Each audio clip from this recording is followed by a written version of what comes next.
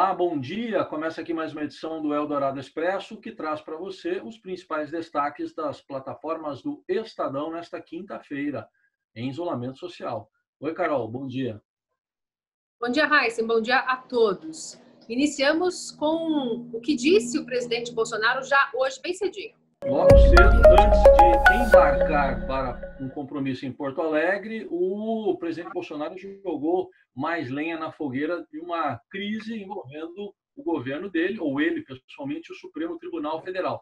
Tudo por causa da decisão de ontem do ministro Alexandre de Moraes de suspender a nomeação de Alexandre Ramagem para a direção da Polícia Federal, a pedido do PDT, que alegou desvio de finalidade. Uma decisão liminar. Ele não tomou posse, uma decisão provisória, ele não tomou posse. No entanto, hoje o presidente disse que ontem, por causa da decisão, quase houve uma crise institucional entre os poderes. Disse que foi uma decisão política, uma canetada de Alexandre de Moraes, que vê brecha ainda para descumpri-la.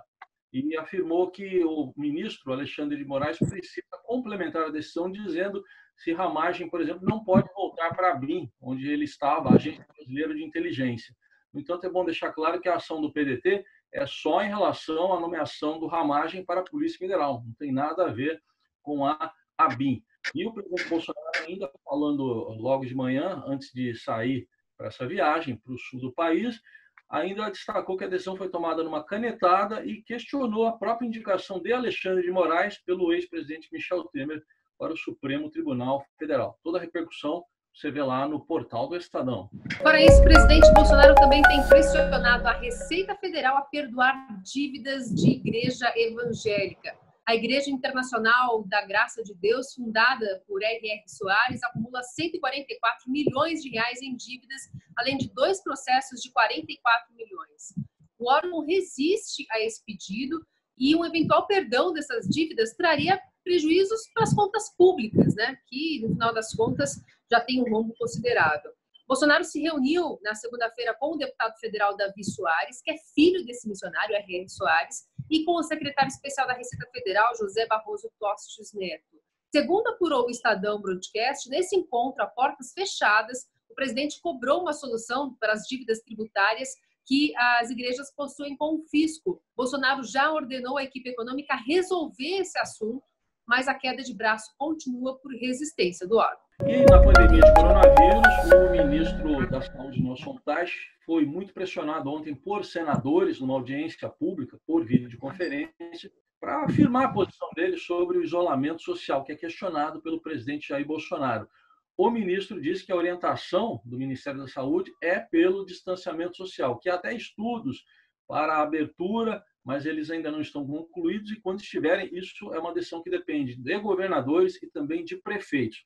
Em São Paulo, na cidade de São Paulo, o secretário municipal da Saúde, Edson Aparecido, já disse que a decisão está tomada pela extensão da quarentena depois de 10 de maio, inclusive com medidas mais duras, como a possibilidade de bloqueio de ruas para conter o avanço do coronavírus.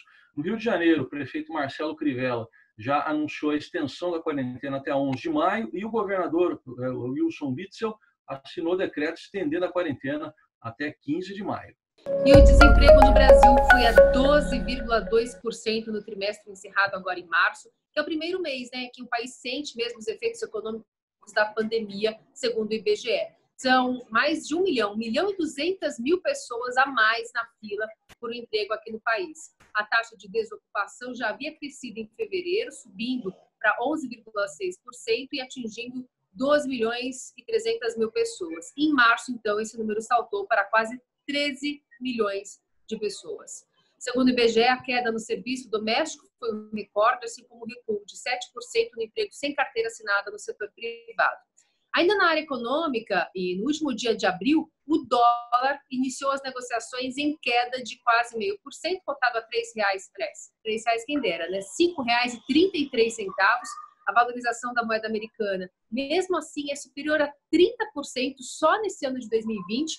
E é bom lembrar, né? No início de janeiro, a gente falava aqui de um dólar, de um câmbio, na casa dos R$ 4,00. E já achávamos isso caro.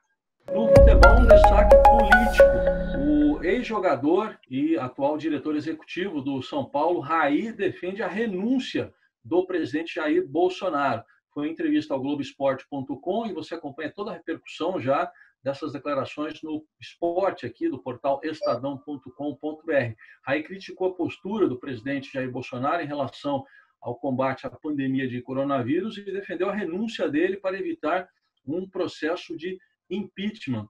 E afirmou que o São Paulo Futebol Clube é contra a retomada das atividades do futebol, como o próprio presidente já defendeu. Aliás, lá no Esporte Estadão tem também um dado histórico e curioso, uma reportagem mostrando como os times paulistas se comportaram durante a gripe espanhola, em 1918. Eles não tiveram pressa para voltar às atividades, não. Falando agora de comida boa, porque chefes celebridades como André Mifano, Paola Carosella, Felipe Bronze, enfim, fizeram a sua estreia nos aplicativos de delivery no último mês, depois que fecharam seus restaurantes por conta da pandemia.